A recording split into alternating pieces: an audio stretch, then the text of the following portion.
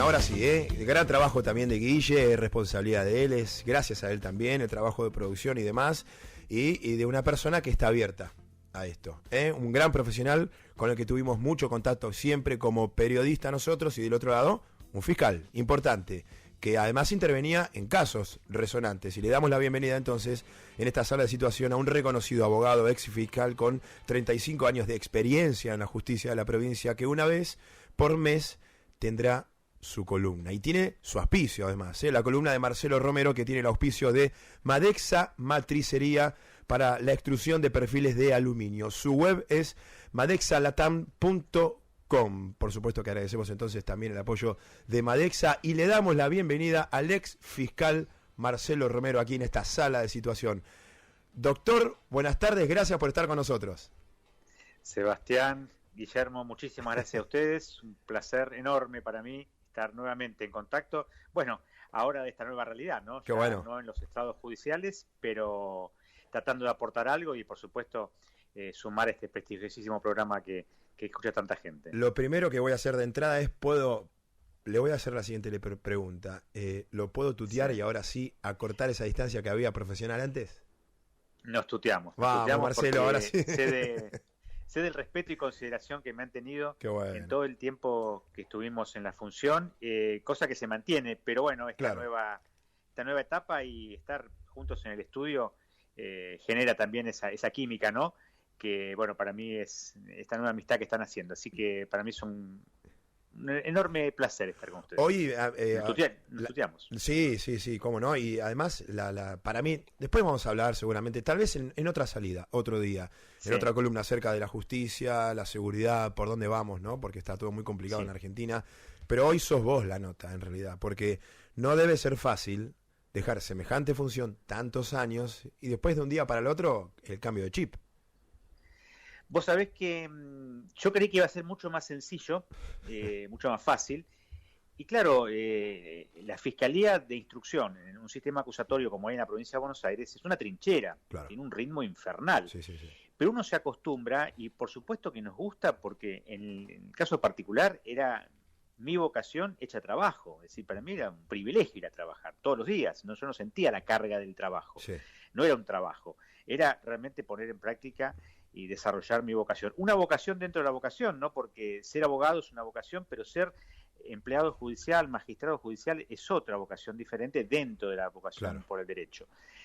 Y de la noche a la mañana el teléfono deja de sonar, el WhatsApp está apagado y sí, esto es sincero, no es camelo, me llamé a mí mismo con otro teléfono para ver si funcionaba bien, porque debe estar fallando la señal, qué sé yo, pero no, claro, obviamente, el ritmo terminó, fui al día siguiente a entregar el token y el teléfono provisto a la dependencia, y estaban mis compañeros, ahora ex compañeros, trabajando con el ritmo infernal de todos los días, y claro, yo estaba ahí regalado, ¿no? O sea, es más, no tenía que estar ahí porque realmente molestaba. Por supuesto que me recibieron con todo el cariño que nos tenemos, pero es difícil, no es sencillo. Pero bueno, acá estamos tratando de hacer cosas que también puedan sumar a la comunidad, a que le debemos todo. Y ya con Guille me estoy haciendo algunas señas, quedamos de acuerdo con que te vamos a preguntar, no cosas personales, pero sí esto de la exfunción. Después en el próximo programa sí vamos a hablar un poco de la droga, incluso, bueno, cosas que están ocurriendo en Rosario y que tal vez desde tu experiencia vos puedas hacer una radiografía, las cárceles y demás.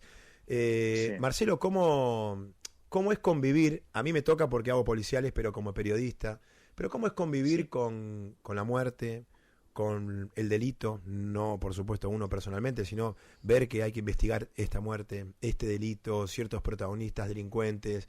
Uno tiene que ser muy frío, tiene que tomar decisiones certeras y pedir allanamientos y esto sí, esto no. Y en el medio también está el sentimiento. ¿Cómo se hace para trabajar entre todo eso? Yo, reitero, tuve el privilegio de hacer primero que la magistratura toda la carrera judicial administrativa, es decir, fui empleado de mesa de entradas, de un juzgado, después ya inmediatamente pasé a la fiscalía, al año de estar en tribunales, hice todos los cargos, pasé por todos los cargos, mejor dicho, administrativos, después fui secretario de una fiscalía en el viejo sistema, en el sistema anterior, y después a partir del año 98 me convertí en fiscal ya del sistema acusatorio.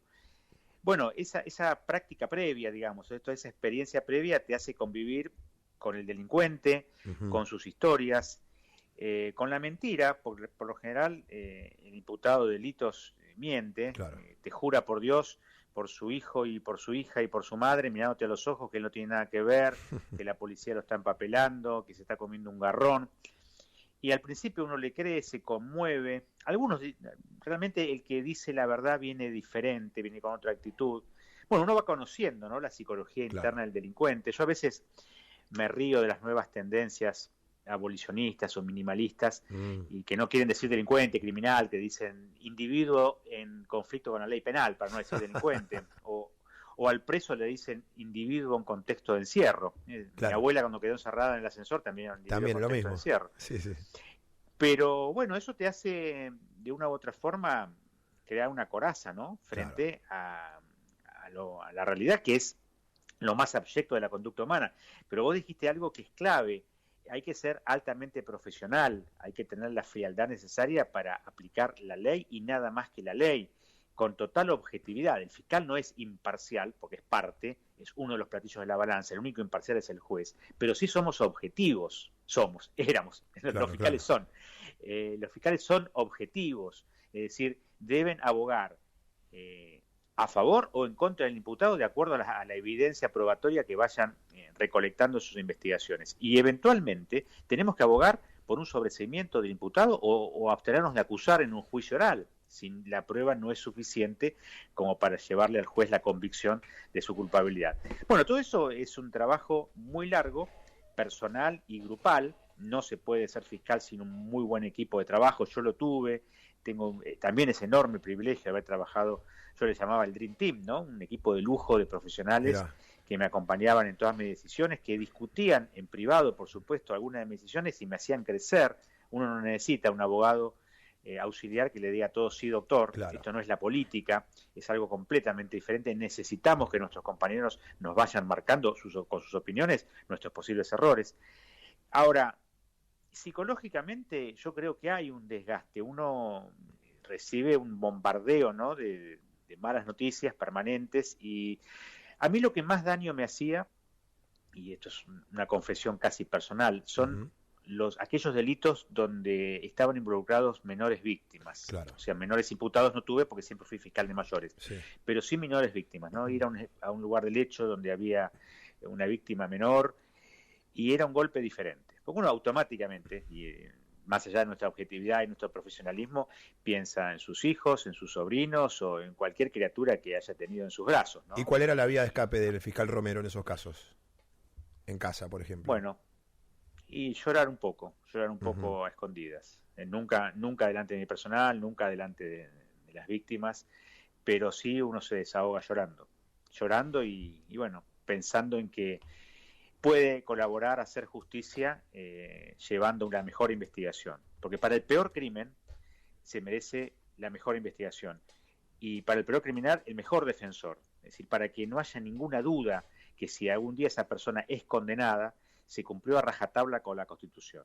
O sea, por eso cuando se critica al defensor público o privado, el defensor penal, es una gran injusticia. Claro. Porque justamente también está colaborando a hacer justicia. Exactamente. Porque del otro lado, si tuviese todo el poder penal del Estado en contra de un individuo y no tuviese defensa, estaremos haciendo lo mismo que hizo él cuando le negó los derechos a sus víctimas, ¿verdad?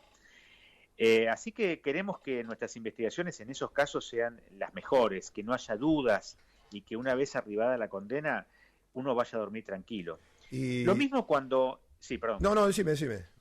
No, lo mismo en el transcurso de la investigación, cuando los defensores plantean habeas corpus, apelaciones, objetan, recusan, denuncian, es decir, todas las herramientas legales que tiene el defensor, que muchas veces irrita, porque es difícil comprender cabalmente la tarea del defensor.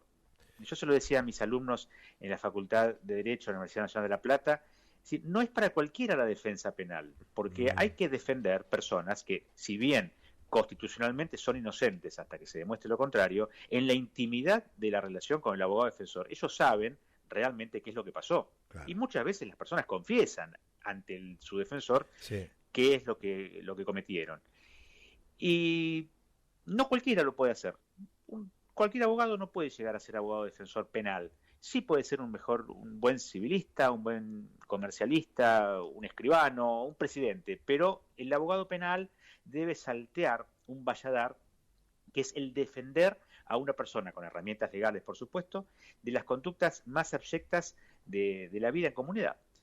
Claro, Bueno, ahí de esa forma. Sí. el objetivo, evidentemente, en un abogado defensor es siempre, por encima de todo, es que la vida sea justa y la ley sea aplicada como corresponde, y desde esa premisa, evidentemente, defiende algo que sabe que tal vez, y si le tocaba a él no iba a estar tan bueno, pero lo tiene que hacer por su profesión, y de eso se trata, ¿no? Ese equilibrio entre el abogado defensor y tal vez un acusador.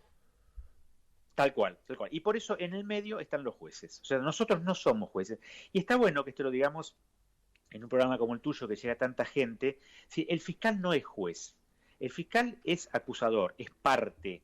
Al decir parte, no puede ser imparcial, claro, como sí es el juez. Entonces, muchas veces, por ejemplo, vamos a poner un ejemplo, para la redundancia. El caso de Dolores, de los rugbyers. Sí, claro.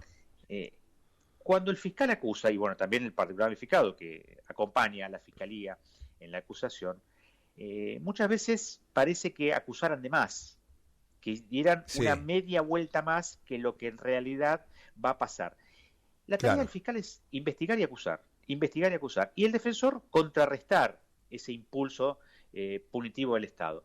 Y son los jueces los que encuentran el equilibrio. Justamente el equilibrio de la balanza la da el magistrado judicante. El magistrado requerente, el fiscal, peticiona y muchas veces abre el abanico para que los jueces tengan la posibilidad también de ir midiendo la sanción que eventualmente va a ser aplicada. Y acá es importante también el trabajo del defensor. Vamos a ir con el ejemplo de Dolores. Cuando se criticó mucho al doctor Tomei, defensor de los muchachos, que su alegato no había tenido mucha versación jurídica y demás, yo creo, independientemente de eso, porque el alegato no cambia el juicio, O sea, por más que uno tenga el mejor discurso, si la prueba no estuvo desarrollada y no estuvo comprobada, por más alegato que hagamos, por más discurso que hagamos florido, no vamos a convencer a los jueces. Pero el alegato del doctor Tomei fue estratégicamente brillante. ¿Por qué? Porque él, pensando ya en el recurso de casación, abrió el abanico a contrario de la Fiscalía y planteó un montón de calificaciones legales subsidiarias. Planteó el homicidio culposo, el homicidio en riña, el homicidio con dolo eventual, y de esa forma obliga al tribunal a contestarle todos y cada uno de esos planteos. Y el tribunal, si llega a tener algún yerro lógico, eso va a ser la herramienta para ese recurso de casación de la defensa. Por eso digo que estratégicamente fue brillante, porque abrió el abanico al revés. Sabiendo que hay... Al contrario de lo que hizo la Fiscalía. Claro, sabiendo que su juego va en la segunda instancia, ¿no? En casación, y que lo que iba a escuchar iba a estar más aproximado que lo que lamentablemente puede llegar a ser así, que es lo que quería escuchar la mayoría de la gente, y no tanto tal vez lo que tal vez para otros puede ser lo más justo. Y por último, Marcelo, esta cortita, y después ya sí, la próxima salida vamos a ir a fondo, como por ejemplo este caso, que es apasionante, el caso del juicio, no el crimen, sino el juicio a los imputados por el crimen de Fernando Báez Sosa. Pero la pregunta es, el éxito de un fiscal, como vos en su momento, ¿dónde se ve en un juicio cuando se nota que todas las pruebas y la parte de lo que fue la instrucción cayó redondita en ese juicio? Sí, sin ninguna duda. Para la comunidad, cuando el fiscal logra que la persona sea detenida y después confirmada su prisión preventiva, no solamente por el juez de garantía, sino por la Cámara, es un triunfo parcial. Claro. Bueno, para la policía está esclarecido, ya tiene la persona detenida, se ocupa de otros hechos. Claro. Ahora, después viene el análisis jurisdiccional, no solamente del trabajo del fiscal, sino también del trabajo del juez de garantías, que es lo que pasa en el juicio oral, donde realmente el proceso se abre de tal forma que la defensa puede objetar todos y cada uno de los pasos que dio el fiscal de instrucción y que va a dar el fiscal de juicio. Y muchas veces los defensores, estratégicamente hablando, esperan su momento en el juicio oral para hablar de nulidades que pasaron o presuntamente sucedieron en la instrucción. Claro. Es decir, el trabajo de la instrucción es los cimientos del juicio oral. Depende del fiscal de instrucción y por supuesto también del juez de garantías, ¿no? Que es el juez de contralor de la instrucción. Depende de esos magistrados que ese juicio oral tenga éxito o no, o que se caiga como un castillo de naipes. Entonces el triunfo real y final del Ministerio Público Fiscal se da en el juicio oral, en la primera instancia. Después, obviamente, ya lo que se analiza no es el trabajo del fiscal en los recursos de casación y extraordinarios, sino lo que es la sentencia, lo que es el análisis lógico-jurídico del fallo. Pero bueno, eso ya es una tarea completamente diferente y también hay otros fiscales que van a actuar en la casación y en la corte. Marcelo, gracias por estar con nosotros. Fue un placer esta primera columna que fue una introducción. Para conocerte un poquito más, te agradecemos desde el periodismo todo lo que hiciste durante tantos años con nosotros, que siempre fuiste una fuente que nos atendía. Si no podía, no podía, y si podía, nos dabas una mano y nos aclarabas un poco, y nosotros tratamos también de filtrar eso, y siempre para el bien de todos, ¿no? Porque era trasladar esa información que tal vez vos estabas trabajando desde tu fiscalía. Es un lujo para nosotros tenerte en esta sala de situación, y la próxima sí ya nos vamos a seguir metiendo en algunos casos bien a fondo, ¿no? El placer todo mío. Muchísimas gracias. Gracias, Marcelo. Marcelo Romero, entonces, ex fiscal, que tiene mucha experiencia y también tiene su auspicio. Hay que agradecerle a Madexa, matricería para la extrusión de perfiles de aluminio, y podés encontrarlos en la web, por supuesto, madexalatam.com. Cuarta temporada, Sala de Situación. Espacio publicitario.